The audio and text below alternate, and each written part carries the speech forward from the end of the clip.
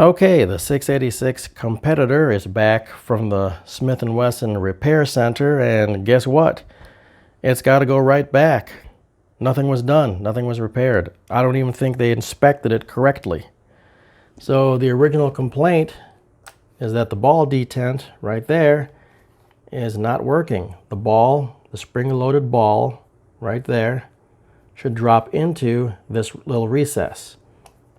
And when the ball is dropped in there, you should feel a distinct amount of resistance as you open it up, because you have to overcome the resistance of that spring-loaded ball in that pocket.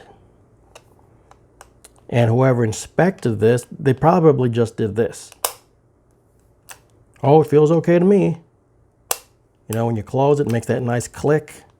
So he probably thought that was the sound of that ball dropping in there. No, that's the rear latch you're hearing. But you know what? There is an easy and correct way to test whether that ball is really dropping into that recess. And it's really simple. I'll show you right now. It's really surprising that their repair center didn't even do this simple test, because if they did, they would have seen that the ball detent is not lined up correctly.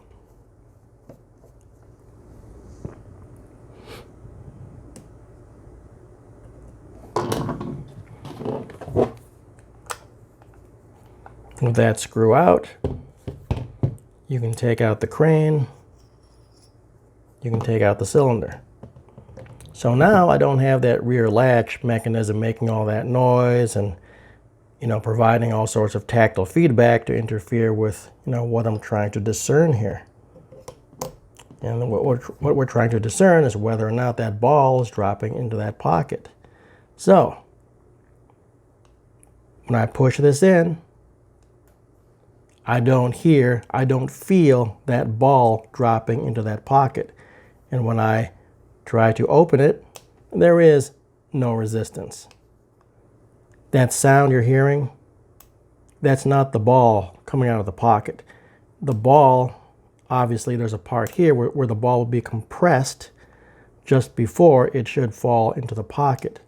But because it's not going into the pocket, the ball is compressed all the time, and all you're hearing right there is just the ball uncompressing when the crane goes fully open. Now that click you heard there, that's not the ball going into the pocket. That's just the crane hitting its stop. Okay, so yeah, that's not the ball actually going in.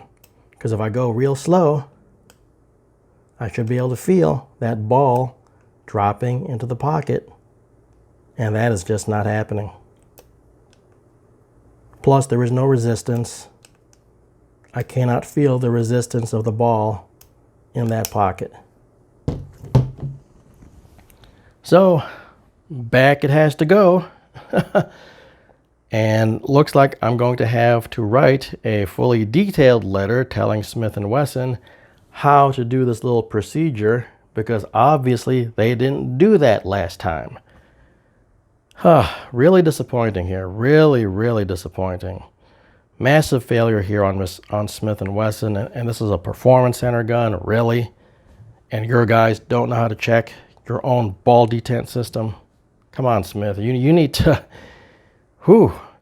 And look, I get it. Smith & Wesson, I mean, these are not custom guns. These are factory. I get that. Okay. But still, there should be somebody there doing some kind of final check on here.